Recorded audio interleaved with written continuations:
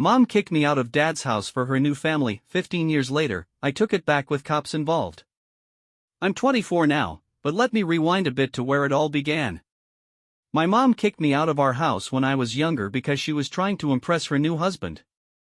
Okay, maybe kicked out sounds a bit dramatic. Let's say she packed up my stuff and sent me off to live with my grandparents on my dad's side. Up until my dad passed away, life was full of good memories. He died when I was just 7 years old, and losing him was devastating. We were really close, and watching him being carried off in a coffin broke something deep inside me. That memory is still vivid, even now, and it's one of those things that never stops hurting. While I was still trying to wrap my little head around losing him, my mom showed up with a new man in her life. She expected me to call him Dad. I was like, absolutely not. Maybe I was wrong, maybe I wasn't, but calling someone else Dad just a few months after burying my real one felt impossible. After that awkward introduction, he became a regular in her bedroom, and it crushed me to see how quickly she'd moved on. She didn't even wait a year before marrying him and bringing him into our home. I wasn't ready to see him as my dad or as a replacement for the man I'd lost. By the time I turned 8, they had thrown themselves a big wedding. It was extravagant, especially for people getting married for the second time. But hey, that wasn't my business. My business was packing up, apparently, because while they jetted off on their honeymoon, my mom dropped me off at my grandparents' place. Weeks went by, and I kept asking my grandparents when my mom was coming back for me. They didn't have any answers. Then, out of nowhere, she showed up. I was thrilled to see her again and ran up to hug her, but instead of taking me home, she brought all my belongings to leave me permanently with my grandparents. To say I was heartbroken would be putting it lightly. From then on, I lived with my grandparents through high school. They were wonderful to me, and in their care, I was happy. My mom would visit occasionally to tell me how much she loved and cared about me. Every once in a while, I'd ask her, if you love me so much, why did you leave me here? She never had a real answer. She'd brush it off, saying my grandparents needed help because they were getting older and could use an extra set of hands for chores. Much later, though, the truth came out. My room had been given to her new husband's kids. Dean, her husband, had 2 children, and they moved into the house after the wedding. My mom had chosen her new family over me. It's no surprise I started resenting her. Eventually, I just stopped trying to connect with her. After high school, I moved out of my grandparents' house, but I still visit them often. They saved my childhood, really. If it weren't for them, I don't know where I'd be today. Fast forward to now, I'm 24. After spending a year working in marketing, I decided it was time to start my own business. But to do that, I need some capital. That's when I thought about leasing out the house. Oh, and if I didn't mention it before, here's the twist: the house my mom and her family are living in? It's actually mine. Yep, my dad made sure of that. On his deathbed, he wrote a will that left everything he had to me, including the house. I was just a kid when the lawyer read it after the funeral, but I still remember the look on my mom's face. It was clear she wasn't happy. Over the years, she tried several times to contest the will, but she lost every time. My dad had been smart about it. The will stated that the house was mine, but I couldn't sell or lease it until I turned 21. Until then, no one could touch it. My grandparents think my dad saw this coming and set it up that way to protect me. Otherwise, my mom might have convinced me to hand over the house to her. Last month, I called my mom to let her know about my plan to lease the house.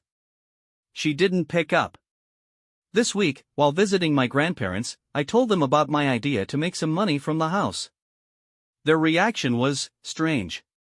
When I pressed them about it, they finally told me the truth. My mom and her family were in a tough spot. Her stepdaughter is pregnant by a teenage boy who bailed on her, and Dean, her husband, lost his full-time job and is now working evenings at a store. Basically, their finances are a mess, and my grandparents warned me that my mom might not be willing to leave the house. Now I'm stuck. I need the house to fund my business, but they need it too. I quit my job, so leasing the house is my only option. Update 1: It's gotten a bit messy, to say the least. Picking up where I left off, my grandparents had just told me about my mom's situation. Knowing what they were going through, I decided to give them a few months to sort things out. Originally, I planned to give a month's notice, but I thought 3 or 4 months would be more reasonable given their circumstances. Since my mom wasn't answering my calls, I went to see her in person. When I arrived, the house wasn't what I remembered. It had a cold, lifeless vibe, and honestly, so did my mom. It wasn't hard to see through her when she opened the door. My mom must have guessed why I was there because the smile she gave me was as fake as it gets, and the hug? Barely a pat on the back. We hadn't seen each other in almost 10 years, and yet, it felt like meeting a stranger. I guess I shouldn't have been surprised she stopped visiting me altogether once I became a teenager. Sure, I had grown colder toward her, but how could I not? Even after all these years, she didn't ask how I was doing or show the slightest interest in my life. The vibe was clear. You're here for something, aren't you? Trying to soften the awkwardness, I said, oh, nothing major. Just wanted to check on you, it's been a while. She gave me a tight, insincere smile and said, sure, it has. Then silence. The kind of heavy, uncomfortable silence that makes you want to crawl out of your skin. After a few minutes of sitting in that tension, I got up and left. It was painfully obvious that I wasn't welcome. Adding to the uninviting atmosphere was my pregnant stepsister, Tessa. She didn't even try to hide her disdain, throwing me dirty looks as if I was there to start trouble. For a brief moment, I thought about dropping the whole plan to reclaim my house. Maybe it wasn't worth the hassle. I even started exploring other ways to get the money I needed for my business. But then something happened that completely changed my mind. Last week marked 15 years since my dad passed away. My grandparents hosted a small prayer service at the church, and since I was in town, I decided to honor him by organizing a meal for the poor and giving out gifts to underprivileged kids. I sent out invites to family and friends, and yes, I even emailed my mom. But she didn't respond. When I checked the email log, I realized she hadn't even bothered to open it. Thinking it might have gone to her spam folder, I went to her house again. This time, she wasn't home, and Tessa answered the door. No greeting, no warmth, just, you're back again? What do you want? The hostility in her voice hit me like a slap. I'm here to see my mom, I said, trying to stay calm. Her response was dripping with attitude. After how she spoke to you last time, do you really think she wants to see you again? I ignored the dig and explained, I came to invite her to a prayer service for my dad. That's when she laughed, a short, mocking chuckle right in my face, and said, that was forever ago. You're still hung up on that? Move on already. I couldn't hold back anymore. Excuse me, I said, my voice sharper now. He was my dad, and it's none of your business to comment. She rolled her eyes and walked off, leaving me standing there fuming. After a few minutes of sitting in the awkward silence, I scribbled a note for my mom, left it on the table, and left. She called the next day, and I told her about the ceremony. There was a long pause before she said she couldn't make it because she had to take Tessa to a doctor's appointment. Just like that, no hesitation, no attempt to sugarcoat it. I was stunned. She could have at least pretended to consider it, but instead, she flat out said no. I couldn't help the sarcasm in my voice as I replied, of course. They're your priority. We're nothing to you, and that's fine. Good luck raising that self-centered woman and her bastard child. That word bastard sent her into a rage. She started yelling about how disrespectful I was. I shot back, why should I be respectful when she mocked my feelings? She's been nothing but nasty to me. Naturally, my mom jumped to Tessa's defense, saying, she's pregnant. You can't talk about death in front of a pregnant woman. You're just as insensitive as your father was. That was it. I snapped. Don't you dare talk about my dad like that, I said, my voice trembling with anger. If anyone here is insensitive, it's you. Just look at how you're speaking about the man who gave you everything. She fired back, your father died 15 years ago. Get over it already. Oh, like you did? I shot back. In what, weeks? Days, maybe? Who knows? My voice was cold as I added, you know what? Don't bother coming. Dad wouldn't want your prayers after seeing the person you've become. And with that, I hung up. That same day, I hired a lawyer and started the eviction process. It took about 2 weeks for the lawyer to validate my dad's will and send out the notice. When the papers finally reached her, she lost it. She left me a voicemail, accusing me of trying to punish her for not attending the prayer service. I listened to it, laughed, and then blocked her. When she couldn't get through to me, she turned to my grandparents. She showed up at their house, begging them to talk me into withdrawing the eviction notice. I wasn't there at the time, but my grandparents later told me what happened. They calmly told her it wasn't their decision, it's my house, and I have every right to do what I want with it. That didn't sit well with her. She accused my grandparents of raising me to be an entitled brat. Can you believe that? I asked my grandma why she didn't put her in her place, and she said, "We don't want to stoop to her level." But me? I'm not about to let it slide. I told them, I'm done playing nice. They're not staying in my house a day longer than they have to. The eviction notice I sent was fully compliant with tenant laws. Even though they aren't technically tenants, they've never paid me a dime in rent. And to top it off, I've been the one paying the property taxes on that house every year. Legally, I could have kicked them out that very day, no questions asked. But my grandparents, being the kind-hearted, God-fearing people they are, talked me down from it. For the sake of the Lord, give them the 1-month notice. There's a pregnant woman in that house, they said. We can't put her on the streets. I sighed. She doesn't deserve any sympathy. She's just as toxic as my mom. My grandparents shook their heads. Maybe so, but her unborn child is innocent. Don't be cruel to that little one. They convinced me to wait. Otherwise, I would have had them packing that very night. The next morning, my mom called. I ignored it, just as she had ignored all my calls before. She texted, saying it was urgent. I replied, telling her to check my calendar and meet me at my grandparents' house during my available time slot. That, of course, didn't sit well with her. She accused me of throwing my weight around in a long-winded 5-paragraph message. What did I do with it? Absolutely nothing. Left it on read. I'm sure that's when it clicked for her. I wasn't the same kid she could scare into silence anymore. When I was little, I'd cry or throw tantrums, desperate to go home with her. Instead of comforting me, she'd scold me into submission. Behave, she'd say, her voice cold and firm. I'd stop crying just to avoid her wrath. But once she left, I'd sit in the corner, quietly sulking for hours. Not anymore. Now, it was her turn to sulk, and she wouldn't even have a corner to do it in. When she finally came to meet me, I deliberately kept her waiting for an hour. I told my grandparents to stay out of it. They politely avoided her questions about me and retreated to their room. When I eventually showed up, she gave me a sharp look that screamed, "Where the hell have you been?" But she didn't say a word. She sat there, stone-faced. Most people in her position would have at least tried to soften up or negotiate, but not her. She stayed rigid. "All right," she said, "let's get to the point.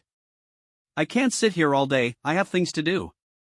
Under my breath, I muttered, "Sure, house hunting must be exhausting." She shot me a glare but carried on. "What is this notice about?" she asked, holding up the eviction letter. "It's written in plain English," I replied. "You should be able to read it. Or would you like me to spell it out for you?" That did it. She was livid. She threw the notice at me and yelled, "I'm not leaving this house because of some stupid notice." When she finished her rant, I stayed calm and said, "All right, then let's see what happens when you defy a court order." She leaned forward, her voice dripping with venom. "I gave birth to you. Don't you dare think you can outsmart me. That house belongs to my husband, and no one can take it from me." "Actually," I replied, still calm, "a legal heir can." I could see her temper boiling over. But then she said something that pushed me over the edge. She referred to my dad as her husband. I snapped. "How dare you call him your husband when you couldn't even show up to honor his memory? You called him history, remember? You don't deserve his house. You're nothing but squatters, and I'm taking it back from the leeches you've let infest it. She stood up, her face red with fury. I'm done playing nice with you, she said. Now you'll deal with my lawyer. I laughed. By all means, bring it on. You've got 20 days left. Let's see what you come up with. Update 2. After weeks of back and forth, I finally got the house. Like I mentioned before, I gave them a 30-day eviction notice. But the drama that unfolded in the meantime was straight out of a soap opera. Tessa was the first to escalate things. She showed up, pregnant belly and all, hurling accusations at me and threatening to file a harassment case. She played the pregnancy card like it was some golden pass, saying, I can do whatever I want because I'm carrying a child. I stood my ground. Pregnancy doesn't give you a free pass to act like a lunatic, I said. She even tried to involve my grandparents, pestering them until I pointed out the security cameras around the house. One more step onto this property, I warned, and I'll have you arrested. That's when my mom swooped in to defend her golden child. She accused me of mentally tormenting poor, innocent Tessa and threatened to sue me. I told her, go ahead. Let's see how the judge feels after watching the camera footage. When she realized she couldn't win through intimidation, she changed tactics. Suddenly, she was crying, playing the victim. She blamed herself for raising me to be self-centered and even dragged my dad into it, saying it was his fault for dying early and not teaching me better. I couldn't take it anymore. If anyone's to blame, it's you, I said. Not for raising me poorly, because you didn't raise me at all. My grandparents did, and they did a damn good job. Honestly, I'm glad you didn't raise me. Just look at how you've raised Tessa. In the heat of the moment, I brought up Tessa's teenage pregnancy. I know it was wrong, but I couldn't stop myself. Naturally, my mom exploded with rage, and I realized I'd crossed a line. So, I fell silent. I told her I didn't want to argue anymore. I just want my property back. You've lived there rent-free for years. Now I need it to rebuild my life. I've quit my job to start a business, and I can't afford to let this go. So, I told my mom I'd be leasing the house. She flipped out. You're throwing us out just to let strangers live here? I replied, yeah, and those strangers will pay rent. If you're willing to pay rent, you can stay too. That set her off even more. How could you bring money into family matters? Family? I scoffed. There's no family here. You threw me away like garbage and barely checked on me. Birthdays, Christmas, Thanksgiving, you either didn't show up or made me feel like you were doing me a favor by being there. What kind of mother does that? Oh, wait, a mother like you. She tried every trick in the book: manipulation, gaslighting, guilt-tripping, and, of course, her go-to weapon, anger. But none of it worked. When she realized I wasn't budging, she stormed off. You'd think they'd finally vacate the house after that, right? Nope. Enter Mom's loser husband, Dean. This guy thought he was some kind of tough guy. He left me a voicemail that went something like this: you don't know who you're messing with. I can deadlift you and make you beg for your life. One punch, and you'll forget all about the house. If you show up here again, I'll knock you out. Now, Dean's a big dude, and he loves flaunting it. My grandparents even warned me to steer clear of him, calling him a bully. Sure, he's a bully, but he's also dumb. Leaving a voicemail like that? He handed me evidence on a silver platter. I didn't respond. Why should I, when the cops could handle him for me? On the eviction day, I went straight to the police station and filed a case for threats. With the voicemail as evidence, my lawyer backed me up. We requested police assistance for the eviction. At first, they were reluctant, saying they'd only intervene if there was trouble. But, with a little incentive, they agreed to accompany us. When we arrived at the house, Mom, Dean, and Tessa were already out front, waiting. They started cussing us out the moment they saw us. Dean even came out waving a hockey stick like some wannabe enforcer. But when they spotted the cops pulling up behind us, he quickly backed down. The police presented the eviction notice and told them to leave. Turns out, they were so confident they'd scare me off that they hadn't even packed their things. They begged the cops for another month. The officers looked at me for my approval, and I flat out said, "No way. Not after all the threats." They tried another angle, using Tessa's pregnancy to gain sympathy. I stood firm. "Nope. Pack up now." I could tell the cops thought I was being cold, but I didn't care. I was within my legal rights, and that's all that mattered. Finally, they bargained for a day. I said, 3 hours. They gave me looks of pure bitterness. Dean even tried to brush his shoulder against me, glaring with bloodshot eyes. The cops shut it down fast. "Move it." Less glaring, more packing. We left shortly after that. The cops told them to hand over the keys at the station, where I'd pick them up later. We had to pay the officers extra to facilitate everything, but it was worth every penny. Dealing with those squatters directly? No, thank you. My lawyer recommended a restraining order to keep them from returning and causing more trouble. It was a great call. The cops served them the restraining order and explained the consequences of violating it. The look of defeat on their faces was priceless. And that was it. I finally got the house back. It's up for lease now, and I'm hoping to get a good tenant soon so I can start my business. No more dealing with these toxic people. This will probably be my last update unless, of course, they come back to stir up more trouble. Thanks for reading and for all the support throughout this ordeal.